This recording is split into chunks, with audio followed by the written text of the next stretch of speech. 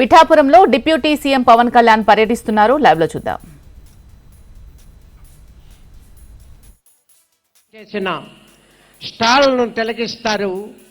పుస్తకం అనేటువంటిది జీవితాంతం ఉండేటువంటి ఒక స్నేహితుడు, మంచి పుస్తకం మంచి స్నేహితుడు అన్నారు.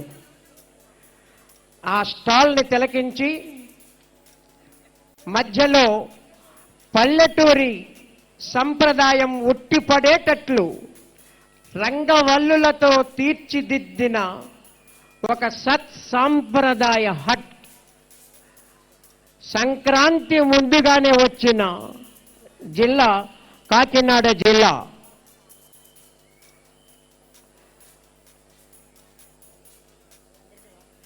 ప్రతి ఒక్కరూ లోపలికి రావాలి, లోపల కూర్చోవాలి.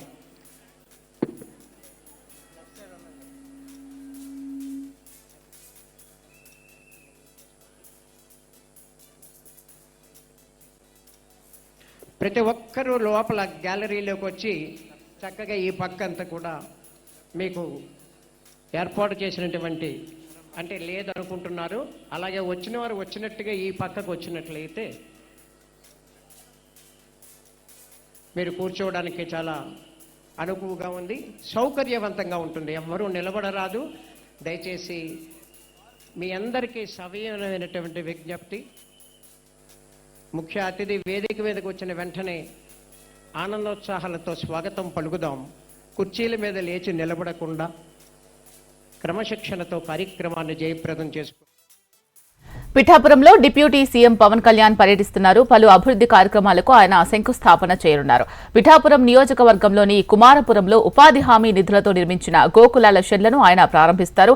అనంతరం పాడి రైతులతో ఆయన ముఖాముఖి నిర్వహించనున్నారు. ఆ తర్వాత పిఠాపురం పాత బస్టాండ్ సెంటర్లో ఏర్పాటు చేసిన బహిరంగ సభలో పవన్ ప్రసంగిస్తారు.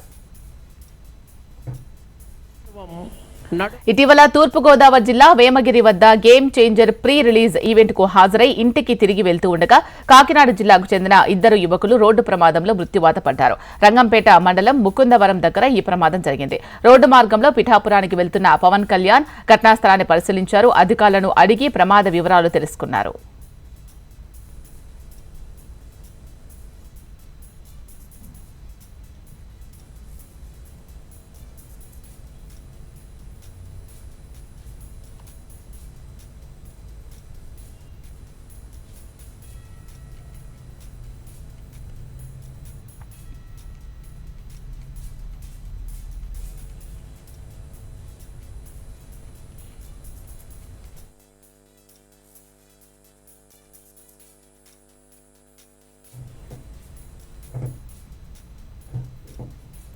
పిఠాపురంలో డిప్యూటీ సీఎం పవన్ కళ్యాణ్ పర్యటన కొనసాగుతోంది. పలు అభివృద్ధి కార్యక్రమాలకు ఆయన శంకుస్థాపన చేయనున్నారు. పిఠాపురం నియోజకవర్గంలోని కుమారపురంలో ఉపాధి హామీ నిధులతో నిర్మించిన గోకులాల షెడ్లను ఆయన ప్రారంభిస్తారు. అనంతరం పాడి రైతులతో ఆయన ముఖాముఖి నిర్వహించనున్నారు. ఆ తర్వాత పిఠాపురం పాత బస్టాండ్ సెంటర్లో ఏర్పాటు చేసిన బహిరంగ సభలో పవన్ ప్రసంగిస్తారు.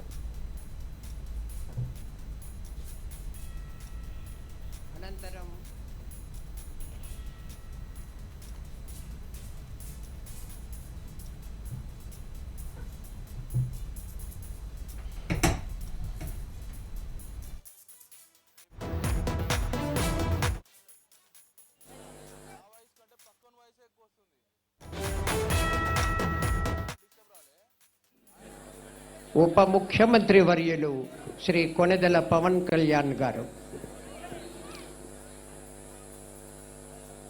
మీకు